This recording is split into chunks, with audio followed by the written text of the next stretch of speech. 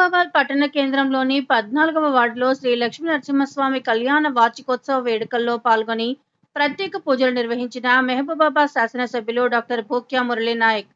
ఈ యొక్క కార్యక్రమంలో ఎమ్మెల్యే మానుకోట మున్సిపల్ చైర్మన్ 14వ వార్డు కౌన్సిలర్ పోతరాజును శాలువాతో సత్కరించారు.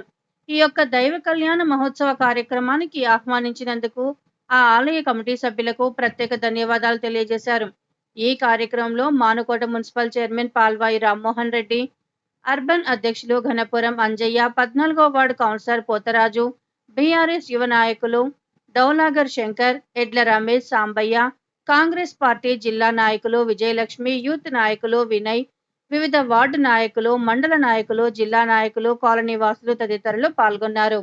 అభివృద్ధికి నోచుకోలేనటువంటి ఆలయం, ఎప్పటి నుంచో పురాతనాలు ఉన్నటువంటి ఆలయాన్ని మన బూరి వెంకన్న గారు దీన్ని కొంచెం వెలికి తీసి కొంత ఖర్చు పెట్టుకొని అభివృద్ధికి నోచుకున్నటువంటి దాత వెంకన్న గారు, వారికి ప్రత్యేక ధన్యవాదాలు తెలియజేస్తూ రాబోయే రోజుల్లో గడిచే 5 సంవత్సరాలు ఈ ఆలయాన్ని అభివృద్ధి చేద్దాం.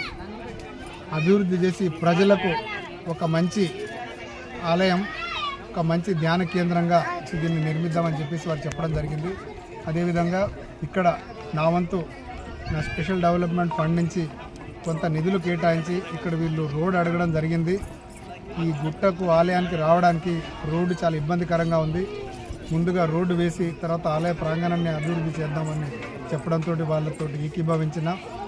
అదేవిధంగా ఈ ఆలయానికి కావాల్సినటువంటి చిన్న చిన్న అవసరాలు ఏదున్నా కూడా నేను ప్రత్యేక నిధులతోటి ఆ నిధులు కేటాయించి ఇక్కడ ఈ ఆలయాన్ని అభివృద్ధి చేద్దాం. ఎందుకంటే దక్షిణ భారతదేశంలో లక్ష్మీ నరసింహస్వామి ఆలయాలు అనేకం.